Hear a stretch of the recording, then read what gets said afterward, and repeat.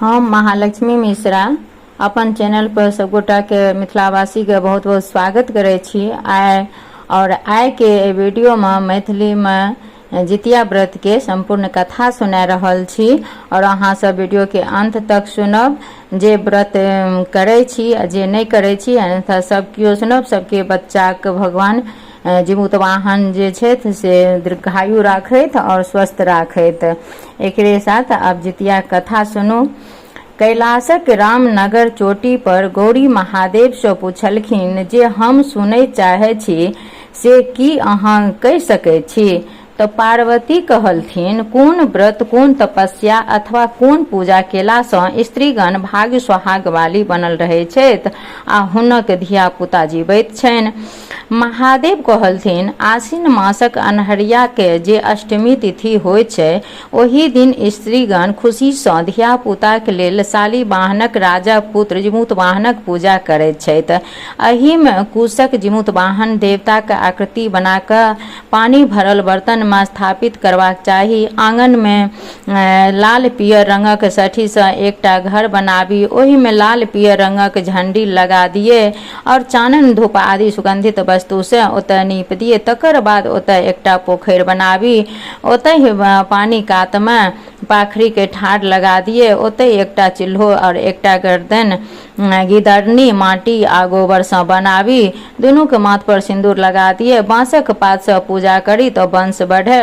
ब्राह्मणक रूप में देवता जीमूत वाहनक पूजा पंचो उच्चारण से करी। हुनक पूजा के कथा जे सुनै छथि आ उपास करै छथि हुनकर सब मनोरथ पूरा होइ छनि।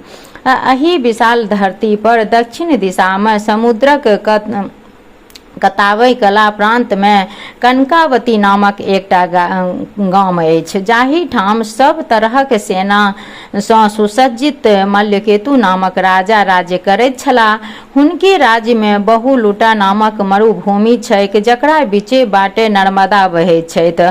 ओकरे किनार पर एक गोटा विशाल पाखरि गाछ छल। ओहि पाखरि धोधरि में एकटा गिदरनी निवास करैत छली आ ठाढ़ भऽ एक गो चिलरनी निवास करे छलिन। बहुत दिन एक संग निवास करबाक कारणे दोनों में बड़ गाढ़ दोस्ती छलै। ओहि नगरक निवास केनिहार महिला लोकनि ओहि गाछ लग आइ आश्विन कृष्ण अष्टमी तिथि के जीमूत वाहनक पूजा के कथावाचक से कथा सुनि अपन अपन घर गेली। गिदरनी आ चिल्होरिन सेहो व्रत केने छली, ओहो लोकनि घर गेली।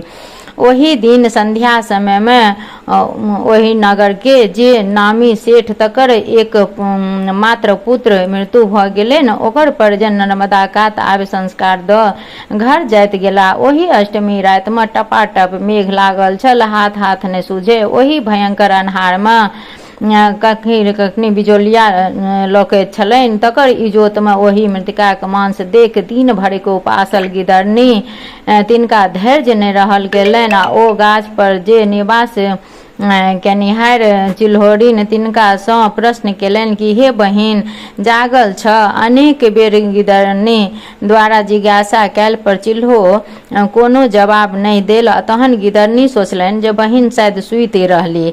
कई बेर गिदरनी द्वारा जिज्ञासा कैली पर जवाब नहीं भेटल, पर ओ अपन धोधरि सँ निकलि नदी किनार पर जा ओही ठाम सँ अपन मुँह में पानी आनि कऽ चिता के अग्नि तकरा मिझौलनि आ तखन चिता के अवशेष मांसक टुकड़ी तकरा खंड खंड कऽ पेट भरि खेबो केलनि और अपन धोधरि में आनि कऽ रखबो केलनि। गाछ पर बैसल चिल्हो हिनकर समस्त करतूत देखैत छली।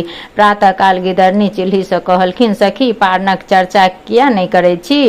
रातक बात के जाने वाला चिल्होरी उदास होइत उत्तर देलनि जे हे सखी पारणा करू ग, पारण के बेर भऽ गेल। हम स्त्रीगण लोकनि द्वारा देल गेल अक्षत अंकुरी नैवेद्य लऽ कऽ पारण करे छी, अहूँ कर लिअ।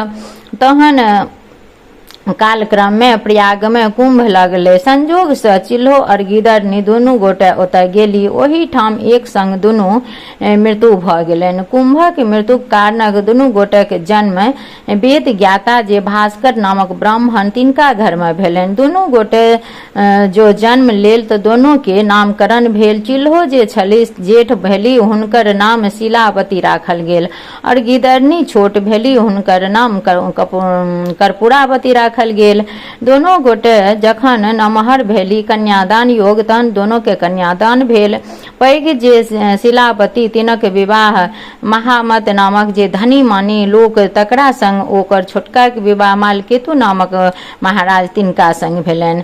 कालक्रम के अंतर्गत कर्पूरावती गर्भवती भेली, बच्चा जन्म लेलनि लेकिन बचलनि नहि, मरि गेलनि। एही तरह कर्पूरावती के 7 गोट पुत्र जन्म लेलकनि आ 7 मरि गेलनि। ओ लोकनि परम दुखी रहै छली। जेठ जे कन्या शिलावती हुनको 7टा पुत्र जन्म लेलकनि आर 7 जीवित रहलनि। शिलावती के सेहो कर्पूरावती के 7 पुत्रक मृत्यु के देख बड़ संताप होइत छलनि। एही दुख सँ कर्पूरावती जिमुतवाहन व्रतक दिन खाट पर सूतल छली। राजा जहन गृहवास में उपस्थित भेला तो जिज्ञासा कयलनि कि रानी कतय छी। तहन रानी के लग में रहे वाली खवासनी से रानी के जागक कहलक जे महाराज अहाँ के तकैत छथि। रानी खवासनी द्वारा संवाद देलनि जे कहून ग जे शयनगार में छथि। तहन राजा आबि जिज्ञासा केलनि प्रिय एना किया सुतल छी। तहन ओ जवाब देलनि जे सुखे सुतल छी। राजा कहलनि जे प्रिय उठू। ताहि पर कर्पूरावती कहलथिन अहाँ यदि हमरा संग सत्य करब तऽ उठब आ नहि तऽ नहि उठब। राजा कहलखिन अवश्य करब। तहन रानी राजा सँ 3 बेर सत्य करबौलनि। सत्य केला पर कर्पूरावती ओछान से उठली और कहलनि जे हमर जे बहिन शिलावती तकर 7 पुत्रक गर्दन कटा कऽ हमरा मंगा दिअ। तखन राजा पृथ्वी के ठोकैत कान धरैत कहैत छथि जे पापिन एहन बात अहाँ किया बाजलहुँ। एही तरह से बेर बेर कहलखिन पर हुनकर कोनो प्रत्युत्तर नहि सुनि हुनका आज्ञा के स्वीकार लेल। तहन राजा कहलनि काल्हि अहाँके 7टा सिर आन कऽ दऽ देब। कर्पूरावती हुनकर वचन के सत्यमान जिमुतवाहनक पूजा केलनि। तहन राजा अपन सत्यक रक्षा हेतु चंडाल के बजाय आदेश देल महात्मा जे 7टा पुत्र तकर गर्दन काटि कर्पूरावती के आनि दहुन। तो प्रातः काल 7टा मूड़ी आनि कऽ दऽ देलकनि। ओकरा देख कर्पूरावती अति प्रसन्न भेली। कर्पूरावती ओ सती 7 मूड़ी के 7 गो डाली में पियर कपड़ा में बान्हि 7 पुतहु के पारण के लेल शिलावती के ओतय पठा देलनि।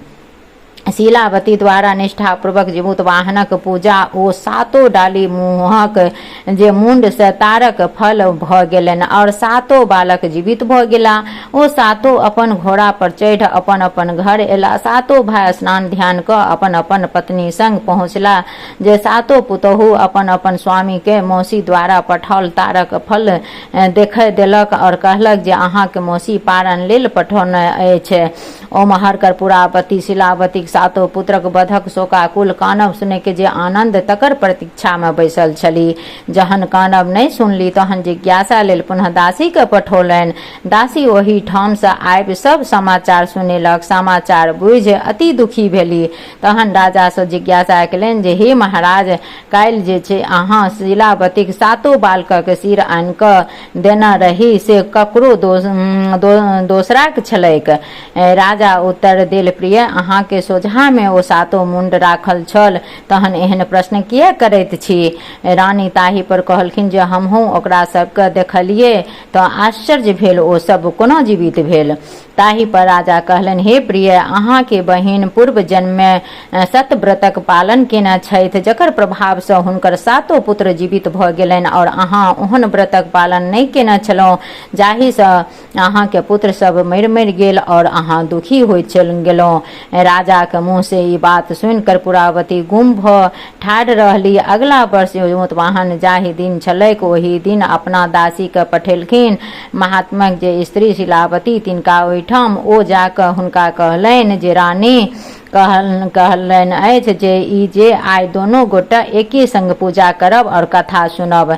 तकर उत्तर शिलावती देलनि जे कर्पूरावती महारानी छथि, हुनकर संग ई पूजा करब और कथा सुनब संभव नहि छनि। दासी ओही ठाम आबि रानीके कहलनि।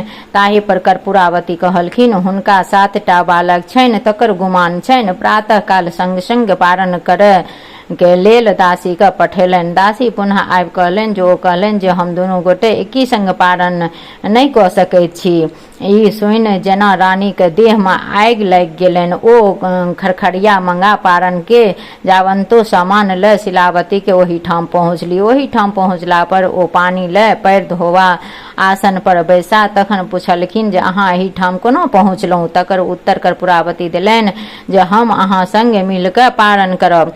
तकर जवाब शिलावती देलनि कि हम अहाँ संग एक ठाम पारण नहीं करब। अहाँ राजा के जे राजभोग से करू और दुष्टताक त्याग करू। कर्पूरावती तैयो थेथर जकाँ कहलथिन जे आइ हम अहाँ संग मिलिए कऽ पारण करब। शिलावती ई सुनि जे आब ई माने वाली नहीं अछि, पारणक ओरियान में लागि गेली आ कहलखिन जे आब अहाँ हमरा संग मिली अवश्य पारण करू। तखन शिलावती कर्पूरावती के कहलखिन जे पहिने अहाँ हमरा संग नर्मदा तट पर चलू। दुनू गोटे ओही ठाम सँ जा नर्मदा में स्नान केलनि। स्नानोपरांत शिलावती कर्पूरावती सँ प्रश्न केलनि कि अहाँ के पूर्व जन्मक बात किछु स्मरण अछि। कर्पूरावती नहीं कहलखिन। तहन शिलावती कहे लगलखिन कि यह नर्मदा नदी अछि, यहाँ बाहुलुटा मरुभूमि अछि आर यह विशाल पाखरि गाछ अछि। पूर्व जन्म में हम चिल्हो छलहुँ, अहाँ गिदरनी। एही पाखरी के धोधरि में अहाँ निवास करैत छलहुँ और डार पर हम। एही ठामक नगर निवासिनी महिला लोकनि जिमुतवाहनक व्रत केने छली। एतय आबि ओ लोकनि पूजा केलनि और कथा सुनलनि। हम अहाँ दुनू गोटे व्रत केने रही। हमहूँ दुनू गोटे हुनके सब लग में कथा सुनलहुँ। कथा सुनि अपन अपन निवास में चलि गेलहुँ। ओही दिन एही नगर के जे सेठ तकर एकमात्र पुत्र देहावसान भऽ गेलै। ओ बंधु बांधव संग आबि चितारज संस्कार द चलि जाइत गेल। मध्य रात्रि में अहाँ हमरा जिज्ञासा केलहुँ, प्रिय चिल्हो जागल छी कि सूतल। अहाँ थोड़ थोड़ काल पर कएक बेर जिज्ञासा केलहुँ। हम जवाब दैत गेलहुँ, परंतु जब हमर बात नहीं सुनलहुँ तखन अहाँ जिज्ञासा के देख देख हम चुप्पी लगा देलहुँ। तखन अहाँ हमरा सूतल बुझ अपन धोधरि से निकलि मुँह गंदा सँ पानी आनि चिता के आग मिझा के पहिने भरि पेट मांस खेलहुँ आ तखन किछु आन प्रातः काल पारण के लेल सेहो राखि लेलहुँ। प्रातः भेन जहन अहाँ हमरा पारण लेल कहलहुँ तऽ रातक जे वृत्तांत हम अहाँके देखने रही तऽ हम उदास मन भऽ गेलहुँ आ अहाँके हम कहलहुँ कि तखन हम ग्रामीण महिला लोकनिक द्वारा देल गेल अक्षत आ अंकुरी लय पारण केलहुँ और अहाँ जे रातक नर मांस रखने रही से लय कऽ पारण केलहुँ। ई सब बात हमरा बुझल अछि, आबि कऽ देख लिअ। ई कहि कर्पूरावती के हाथ धरि शिलावती ओही पाखरिक धोधरि में लऽ जा नर मांस आ हड्डी आ शेष मांस देखेलनि। तखन कर्पूरावती के शिलावती कहलखिन जे व्रत भंगक दोष सँ अहाँके पुत्र सब मरैत गेल आर अहाँ दुखी होइत गेलहुँ। हम नियम पूर्वक व्रत पालन केलहुँ, तकर फलस्वरूप हमर सब पुत्र जीवित अछि और हम प्रसन्न छी। तें हमरा अहाँ में विरोधाभास अछि। कर्पूरावती पूर्व जन्मक वृत्तांत शिलावती सँ सुनि ओही ठाम अपन शरीरक त्याग कऽ देलनि। शिलावती ओही ठाम सँ घुमि घर एली। राजा अपन पत्नी के श्रद्धा कर्म के निश्चित भऽ राज चलाबय लगला। वह जिमुतवाहनक पूजा आइ तक मृत्यु भवन में लोक अपन संतानक दीर्घायु युग कामना से करैत आबि रहल छथि। एही व्रत के नियम अनुसार करे वाली सब तरह भरल पुरल रहैत छथि। ई कथा सुनि कर्पूरा दीप जरा आरती के पूजित देवता विसर्जन कऽ कऽ और सब कथा सुनी और जिमुतवाहन भगवान के जय जयकार करी। अहाँ सबके ई कथा केहन लागल लाइक शेयर और कमेंट जरूर करब।